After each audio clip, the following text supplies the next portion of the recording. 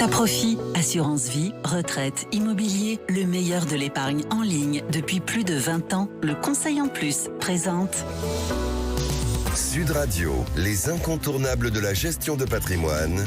Thomas Binet, Philippe David. Bonsoir Thomas, nous vous retrouvons tous les jeudis soirs avec votre consultante Stellane Cohen, présidente d'Alta Profit, pour nous parler de gestion de patrimoine. Et aujourd'hui, vous allez nous parler de solutions d'épargne pour les jeunes générations. Ah ben absolument Philippe, parce qu'il y a un dernier baromètre. Je ne me sens pas concerné. Mais si Philippe.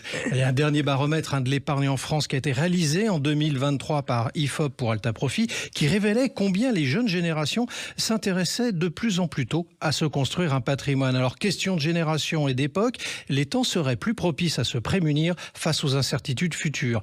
25-30 ans est l'âge où l'on rentre dans la vie active. Premier revenu et première question sur la façon dont on peut placer ses premières économies. Stellane Cohen, première question, y a-t-il un âge auquel il faut commencer à placer son argent ? Alors, on constate que les parents, très souvent, ouvrent des livrets d'épargne réglementés, type livret A ou livret développement durable pour les enfants, pour recevoir les étrennes, les cadeaux d'anniversaire. Certains ouvrent aussi des contrats d'assurance vie. Tout ça, finalement, c'est extrêmement pertinent. Alors, il faut conserver quand même ces placements à sa majorité, on le sait tous. Où existe-t-il des solutions plus adaptées ? Alors, à la majorité, garder le livret A qui a été ouvert quand on était enfant, en ce moment, c'est plutôt intéressant puisque le taux est de 3% net. C'est de l'argent qui reste liquide. C'est ce qu'on peut dire. C'est une épargne de précaution. Donc oui, il faut effectivement le garder. Il est plafonné jusqu'à 22 500 €. Ça laisse quand même une marge quand on est étudiant ou quand on rentre dans la vie active. Alors on sait quand même, Stan, que les jeunes s'intéressent de plus en plus à la bourse. Qu'est-ce que vous pouvez leur conseiller s'ils veulent aller sur ce type de placement ? Alors c'est vrai que dans toutes les études, on voit qu'effectivement, les jeunes génération s'intéresse aux placements boursiers ou aux crypto-monnaies. Absolument. Donc c'est finalement c'est là aussi intéressant puisque ça peut avoir aussi un rôle éducatif. Ça permet effectivement d'appréhender, de décrypter tous les acteurs économiques et tous les mécanismes macroéconomiques. Maintenant, il faut aussi s'intéresser à la dimension fiscale, c'est-à-dire les actions que je détiens, je les détiens dans quel cadre fiscal. Et là, c'est vrai qu'il y a des solutions avec le plan épargne en action ou le contrat d'assurance vie. Eh bien justement, vous allez nous parler de l'assurance vie parce que c'est aussi un placement intéressant probablement.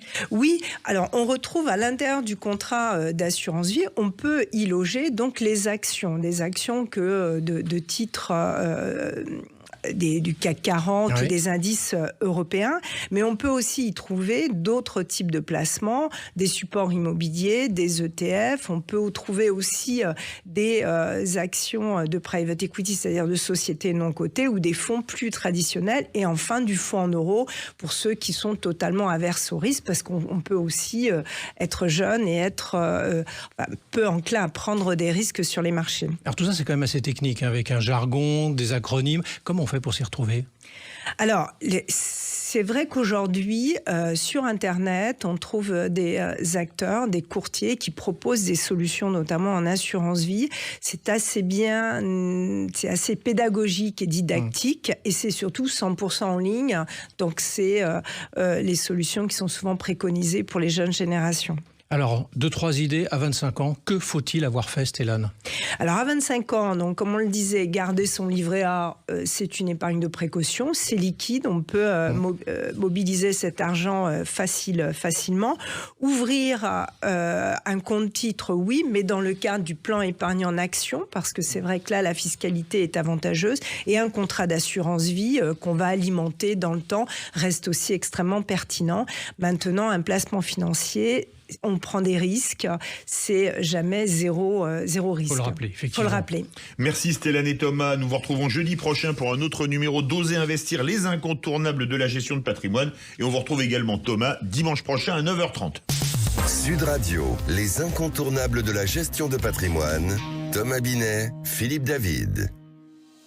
Avec Alta Profit, assurance vie, retraite, immobilier, le meilleur de l'épargne en ligne depuis plus de 20 ans, le Conseil en Plus.